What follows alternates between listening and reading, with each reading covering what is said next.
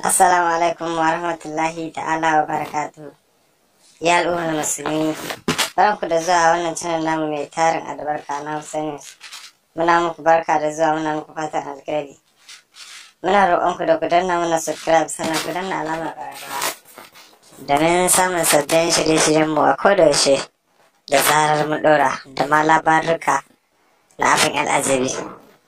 A yau labarin da za mu kawo muku gashi nan. Lamari ya ɓaci akan za a dakatar da masana'antar Kannywood har sai komai ya daidaita. Jaridar Hausa News ta zayyano mana cewa fitaccen mai shirya fina-finan nan na cikin masana'antar Kannywood, wato Abdul Ahmad mai kwashewa, yana ɗaya daga cikin muhimmancin mutane kuma fitattun producer na masana'antar ta Kannywood. Ya bayyana mana cewa akwai yiwuwar su dakatar da masana'antar Kannywood zuwa nan da wani lokaci, akan har sai an gyara irin matsalolin da ke fuskantar masana'antar. Da majiyar tashar YouTube ta tsakar gida ta tambaye shi shin ko menene shirinsu na yin hakan, sai amsa da cewa gaskiya mun yi shiri da ba taɓa yin irinsa ba a masana'antar Kannywood.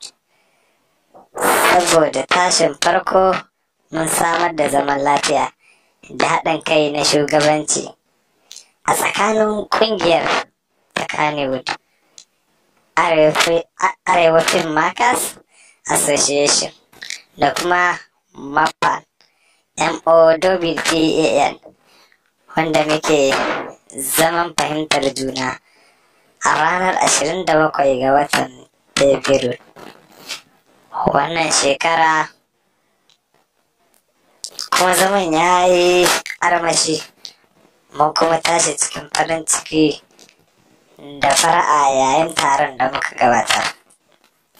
Wasu daga cikin ci gaba da muke shirin za mu kawo su cikin masana'antar su ne kamar haka: mu zama tsintsiya ɗaya maɗauri ɗaya, kuma dole kowa ya bi doka tare da yin mubaya'a ga shugabannin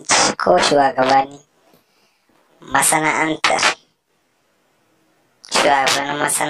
Sannan yin hakan shine mataki na farko da zai kawo mana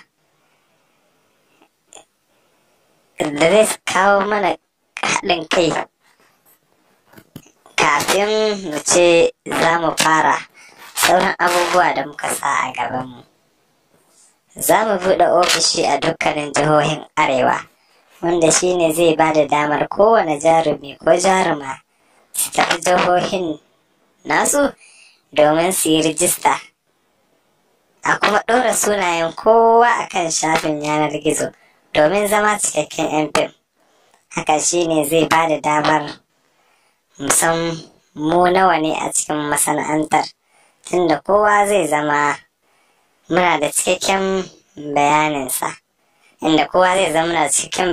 wannan haka ne, da inda kuma ya fito, ma'ana garin da ya fito da ma koma wace da lokacin gamin da ya fito, da kuma wanda ya tsaya masa kafin shigarsa a cikin masana'antar, in ji Ahmad mai kwashewa. Ya kuma ci gaba da cewa yin hakan shine zai sa mu samu ci gaba da faɗaɗa wannan ƙungiyar ta kai wani abu a duniya, tunda abin ya zama kamar ƙungiyar ce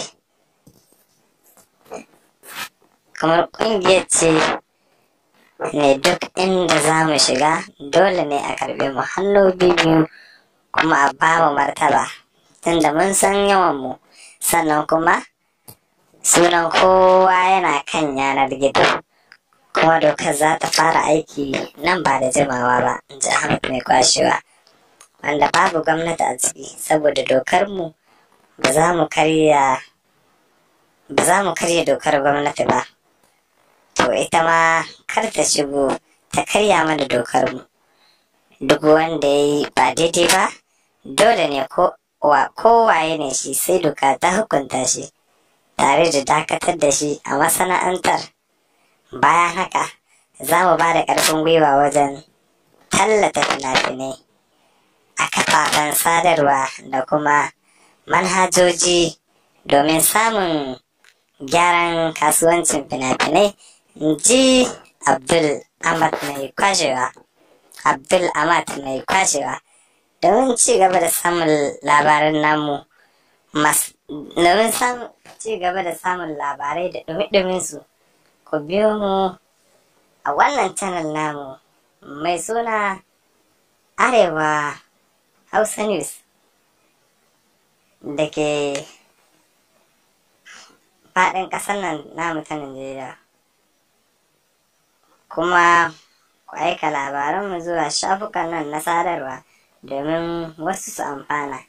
Facebook, Twitter, Instagram da kuma wani shafuka kuka tabbatar na sadawa ne.